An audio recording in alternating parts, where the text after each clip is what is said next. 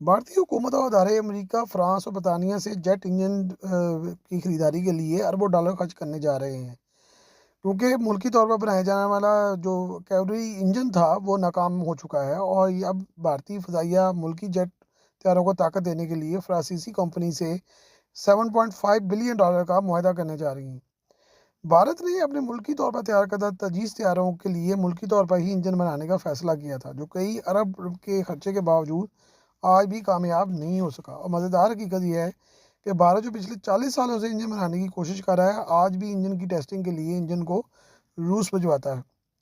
इस प्रोग्राम में नाकामी के बायस इन इंजनों को आफ्टर बर्नर के साथ बनाने की बजाय ड्राई बनाने का प्रोग्राम बनाया गया, जिसमें बहरहाल कुछ कामयाबी इंडिया को हासिल हुई और इसे मुल्की तौर पर जो तैयार करदा ड्रोन है घातक, उनमें लगाया जा रहा है। भारत मुल्की तौर पर अपने मिग-29 तैयारों के लिए RD-33M के जो इंजन है वो मुल्की तौर पर लाइसेंस के तहत तैयार कर रहे हैं। भारत ने इन इंजनों को भी जो है वो मुस्तरद कर दिया था और अपने तजीज़ तैयारों में लगाने से इनकार कर दिया था।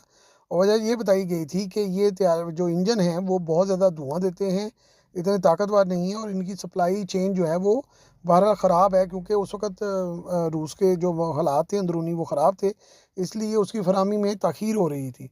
लेकिन अब जो भारतीय हॉल को है वो इसको मुल्की तौर पर बना रही है और RD-33M के जो है वो मुल्की तौर पर लाइसेंस के तहत बनाया जा रहा है। और मज़ेदार हकीकत ये है कि इसको ताजीज़ तैयारे में लगाने की ज़हमत गवारा नहीं की गई, हालाँकि ये एक सस्ता अल्टरनेटिव था, लेकिन इसको बहरहाल इस्तेमाल नहीं किया गया। इसी तरह भारत मुल्की तौर पर जो है वो स्टैरन AL-31 इंजन भी बना रहा है, जो कि टर्बोफैन इंजन है। ये SU-30M के तैयारों के लिए लाइसेंस के तहत बनाए जा रहे हैं। और मज़ेदार हकीकत ये है कि ताजीज़ तैयारों में जो इंजनों को लगाने का भी जो है वो प्रोग्राम नहीं है और ना ही इसको पसंद किया जा रहा है, लेकिन फिर भी वो अपने SU-30MK1 तैयारों के लिए ये लाइसेंस के तहत बना रहे हैं और इसका काफ़ी जो है वो ख़र्चा भी किया गया है। ये भी एक हैरत अंगेज़ हकीकत है कि ये जो इंजन है वो रूस और चीन के फ्रंट लाइन तैयारों का हिस्सा है। AL-31F इंजन जो है वो रूसी SU-27, Chinese J-11, Chinese SU-30MKK में लगे हुए हैं। इसी की एक वर्जन जो है AL-31F3 इंजन रूसी SU-33 में लगाए गए हैं और इसी तरह AL-31FP भारतीय SU-30MK1 में लगाए गए हैं। SU-30MK-M जो मलेशियन एयरफोर्स के पास है उसमें भी ये जो है वो इंजन लगाए गए हैं। अल्जीरिया की एयरफोर्स के ज़ेर इस्तेमाल SU-30MKA जो है वो उनमें भी ये इंजन इस्तेमाल हुए हैं। SU-30 जो रूस इस्तेमाल कर रहा है उसमें भी ये इंजन लगे हुए हैं।